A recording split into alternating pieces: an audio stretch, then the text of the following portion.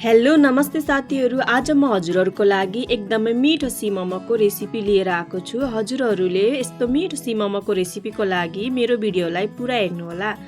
मैले सुरुमा यस्तो गरी काटिएको प्याज लिएको छु, लसुनको पत्ता, हरियो धनिया, यस्तो गरी काटिएको क्याप्सिकम हरियो र रातो लिएको छु मैले, हरियो खुर्सानी, अदुवा लसुनको पेस्ट। सुरुमा चाहिँ हामीले प्यानलाई तताएर तेल हाल्ने छौँ। सुरुमा चाहिँ मोमो फ्राई गर्नुपर्छ। मैले चाहिँ स्टिम गरेको मोमो पहिले राखेको थिएँ। त्यसलाई चाहिँ मैले तेल तातिसकेपछि फ्राई गर्नको लागि राख्ने। मैले पहिले नै मोमो बनाउने रेसिपीको भिडियो राखिसकेको छु, त्यही भएर यो भिडियोमा मैले पहिले नै बनाएको मोमो राखेँ। हजुरहरूले मेरो पहिलाको भिडियो हेरेर मोमो बनाउन सक्नुहुन्छ र यसै गरी भिडियो हेरेर मिठो सिममो बनाएर खान सक्नुहुन्छ। यतिको फ्राई भइसकेपछि यसलाई निकाल्नु होला।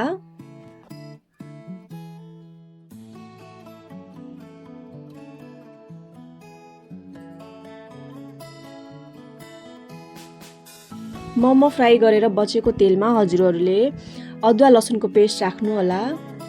यो हल्का गोल्डन ब्राउन भइसकेपछि हजुरहरूले हरियो मसिनो गरी काटिएको हरियो खुर्सानीलाई फुराउनु होला।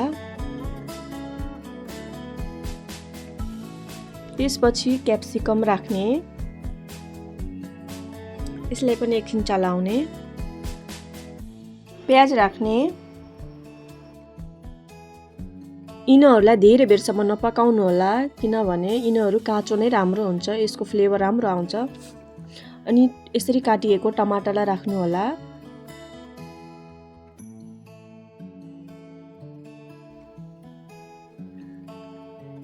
मैले चाहिँ अजिना राखेँ, हजुरहरूले राख्न पनि सक्नुहुन्छ, नराख्न पनि सक्नुहुन्छ, यो चाहिँ अप्सनल छ।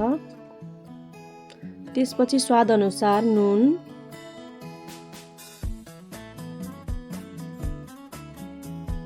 कालो मरिच,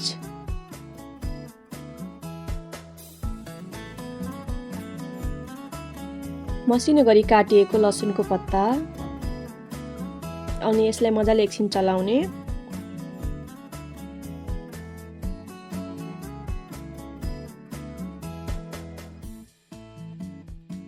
सोया सस र भेनिगर राख्ने।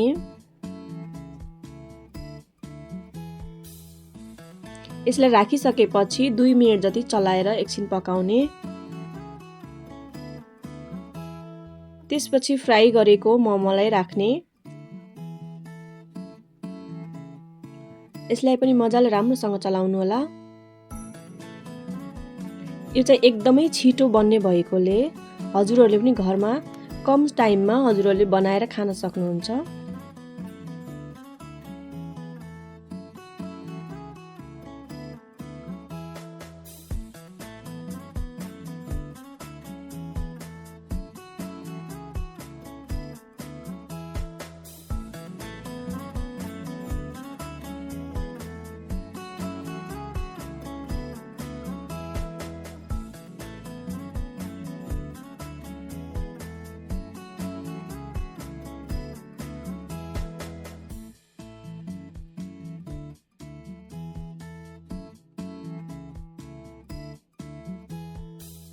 हाम्रो सिममो रेडी भयो। अब लास्टमा चाहिँ हामीले हरियो धनिया राख्ने छौँ।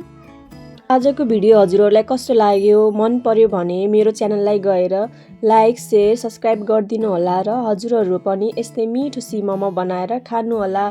फेरि म अर्को नयाँ रेसिपीको भिडियो लिएर आउने छु। त्यतिन्जेलसम्मको लागि बाई बाई।